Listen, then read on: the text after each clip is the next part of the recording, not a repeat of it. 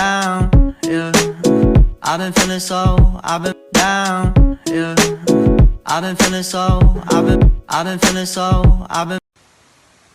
Assalamualaikum warahmatullahi wabarakatuh. Hi, good morning students. How are you today? I hope you are feeling well, okay? Hopefully all of you are always in good health. Before starting our lesson today, let's all read the Basmalah. Bismillahirrahmanirrahim. I hope our lesson today goes smoothly. Amin ya rabbal alamin. Alhamdulillah, we met again. I am Shahana at the lesson learning where our material today is about the right and obligations of children at home and at school. The purpose of our lesson today is that first, students can know children's rights at home and at school. Second, students can know children's obligations at home and at school. Third, students are able to apply their rights and obligations as children at home and at school. That's it, the purpose of our lesson today. Alright, all of the children in the lesson, previously we have studied about rights and obligations. Do you all still remember what rights and obligations are? Okay.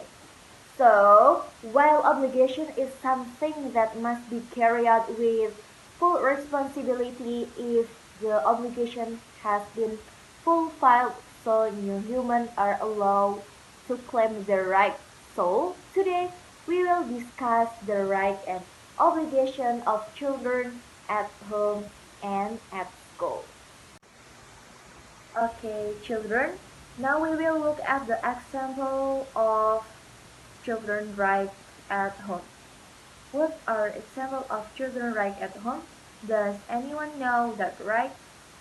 An example of children's rights at home is the first, right to receive love from both parents. The second is the right to protection from parents. The third, right to study comfortably. The fourth, right to play. The fifth is the right to get nutrition, food.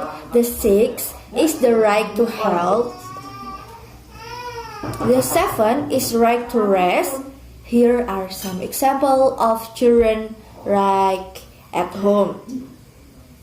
Then we will learn about example of children's obligation at home. What are the obligations of children at home? The first is the obligation to help parents. The second, respect and value family members. Third, learning obligation. The fourth, obeys parental orders. Fifth, keep the house clean. This is an example of children obligations at home. Well, everyone, next we will find example of children's rights at school. Here are some examples of children's rights at school. The first, gets protection. The second, gets love from the teacher. The third is getting the subject matter from the teacher. The fourth is to get a safe and calm situation for learning.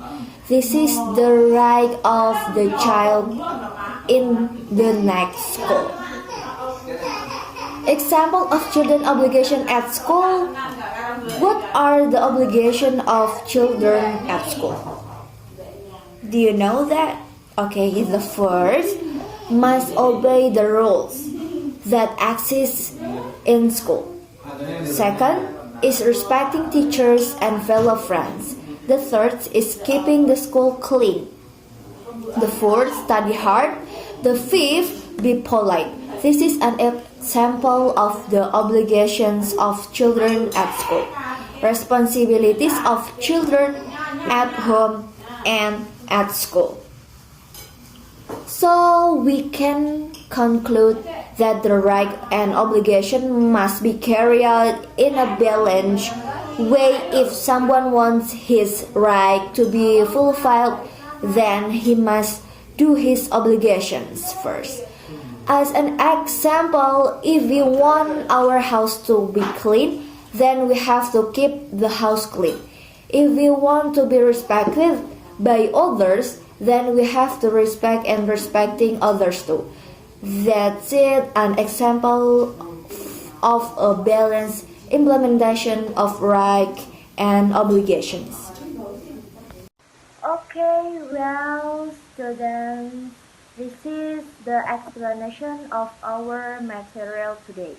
I hope that students will all understand what students' rights and obligations are at home and at school. For today's assignment, please do the exercise in the package book on the page 31. Let's answer point A and point B. Happy learning and keep the spirit. That is our lesson today.